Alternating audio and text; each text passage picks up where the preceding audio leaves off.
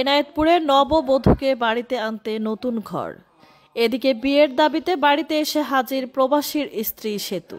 বিস্তারিত রায়হান আলীর প্রতিবেদনে। ৩১ জানুয়ারি শুক্রবার সকালে সিরাজগঞ্জের এনায়েতপুর থানার জালালপুর ইউনিয়নের জালালপুর পূর্বপাড়া হোসেনের পুত্র আব্দুল মতিনের বাড়িতে বিয়ের দাবিতে অনশন করছে একই গ্রামের শহীদুল ইসলামের কন্যা সেতু খাতুন। সরজমিনে গিয়ে সেতু খাতুনের সাথে কথা বলে জানা যায়, গত ৪ বছর পূর্বে সৈয়দপুর এক মালয়েশিয়া প্রবাসীর সাথে বিবাহ হয় তার। ২ মাস সংসার করার পর স্বামী মালয়েশিয়া চলে যায়। স্ত্রী সেতু খাতুন বেলকুচি সরকারি কলেজের অনার্স ফাইনাল ইয়ারের ছাত্রী।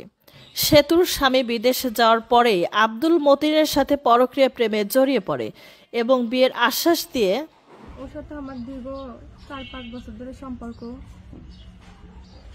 তো আমাকে বিয়ের প্রলোভন দেখিয়ে আমার আগে এক জায়গায় বিয়ে হয়েছিল, ওখান থেকে আমাকে বিয়ের প্রলোভন দেখিয়ে পোষায় ফাঁসায় ওখান থেকে আমাকে ডিভোর্স করে নিয়ে আসছে।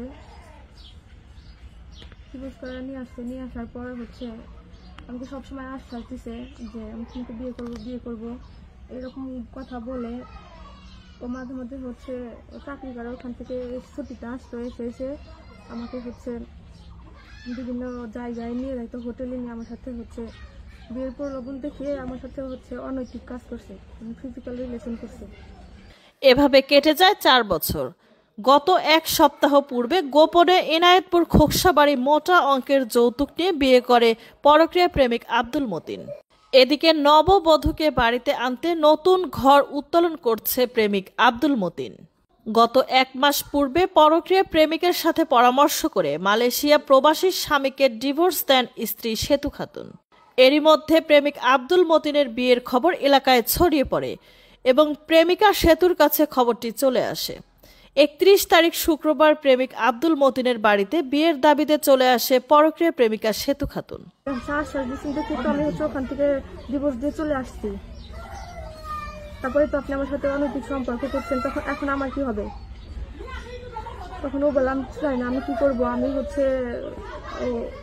ফ্যামিলির উপর কিছু বলতে পারি নাই, ওরা আমাকে জোর করে দিয়ে দিচ্ছে। আমি কি করবো? আমি কিছু বুঝতে পারি নাই, এভাবে এরকম ভাবে বলছে আমাকে।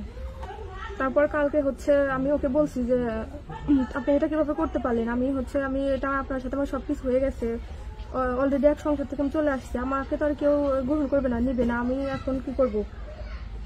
পরে আমাকে বলে যে চলো দুইজনই বিষ খাই, দুজনই ফাঁসি নিয়ে মরি। পরে বললাম আসেন, তাহলে আমার সামনে আসেন আপনি। তো অনেকবার সামনে আসতে বলছি, ও সামনে আসে না। পরে আমি বলছি যে তাহলে আপনি সামনে আসতেছেন না যেহেতু, তাহলে আমি আপনাদের বাসায় যাবো।